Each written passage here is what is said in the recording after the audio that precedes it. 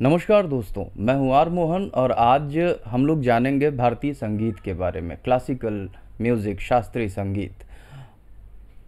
इसकी पहले हिस्ट्री जान लेते हैं कि ये सबसे पहला जो हमें एविडेंस मिलता है भारतीय संगीत के बारे में वो है सामवेद। सामवेद समर्पित है संगीत के लिए। अब क्यों संगीत के लिए समर्पित है, ये क्वेश्चन उठेगा कि सामवेद, ऋग्वेद, तो हमारे पास 4 वेद हैं, आप जानते ही हैं। तो सबसे प्राचीन, सबसे पुराना जो ऋग्वेद है वो है ऋग्वेद। ऋ का मतलब होता है नेचर से, प्रकृति से, तो है वो ऋग्वेद। अब ऋग्वेद एक्चुअली लिखा नहीं गया है, इसे इसे कलेक्ट किया गया है। आप इसे साफ समझिए कि अपने एक्सपीरियंस, हमारे जो एंसेस्टर्स थे वो कलेक्ट करते चले गए, जिसे ऋग्वेद नाम दिया गया। ठीक है, इसीलिए इसे कहा जाता है कि ये अपौरुषेय है। अपौरुषेय है यानी कि इसको किसी ने लिखा नहीं है, ये सिर्फ कलेक्शन है। बट उस समय लिखना पढ़ना डेवलप तो हुआ नहीं था, तो ये सोचा गया कि कैसे अगले जनरेशन तक अपनी ये बातें पहुंचाई जाएं।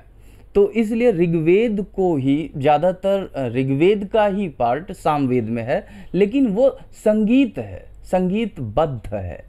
तो संगीतबद्ध होने के कारण उसमें लय आ जाता है। अब क्या है कि बिल्कुल उस समय की बात है कि गुरुकुल शुरू हुए, और गुरुकुल शुरू होने के बाद अक्सर जो गुरु होते वो अपने शिष्यों को इन सब चीज़ों से लयबद्ध संगीत तरीके से याद कराते थे। ऋग्वेद, चारों वेद याद कराते थे। तो सामवेद का बड़ा इम्पोर्टेंस हो गया संगीत के कारण। और इस तरह से जैसे ओम भूर्भुवः स्वः तत्सवितुर्वरेण्यम, इस तरह से करके उन्हें सुनाते थे, और वो भी रट के ऐसे ही चलता चला यार कई जनरेशन में, और आज हमारे पास है। तो इसलिए हम अपने वेदों को श्रुति संहिता भी कहते हैं। श्रुति संहिता मतलब सुन के आया है हमारे पास, ये चीज़ सुन के आई है हमारे पास। तो संगीत की ये शुरुआत तो आप जान ही गए। बाद में सामवेद का एक उपवेद आया।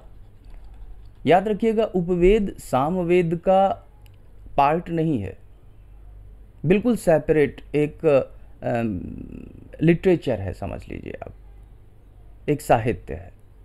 तो 4 हमारे पास उपवेद भी हैं, जिनमें से एक है गंधर्व वेद। और गंधर्व वेद में संगीत की बारीकियों को बताया गया है। इसे साइंस ऑफ म्यूजिक भी कहते हैं, गंधर्व वेद को। ये एग्जामिनेशन के पॉइंट ऑफ व्यू से बहुत इम्पॉर्टेंट है। इसी चारों उपवेदों में आयुर्वेद भी आता है, जैसा कि आगे हम क्लास में बता देंगे। तो यहाँ से हमारे संगीत की शुरुआत होती है। और चलते चलते हम आपको बताएं कि इनके जो सबसे प्रारंभिक, सबसे मेन मुनि जो माने जाते हैं वो है नारद मुनि। जी हाँ, नारायण नारायण। ये संगीत को बहुत ही लॉफुल यानी कि बहुत ही रेगुलेटेड वे में डेवलप करने की कोशिश की है नारद मुनि। और जो इनकी गॉडेस हैं, जो इनकी पूज्य देवी है संगीत की, वो हैं माता सरस्वती। माता सरस्वती, शारदा भी कहते हैं।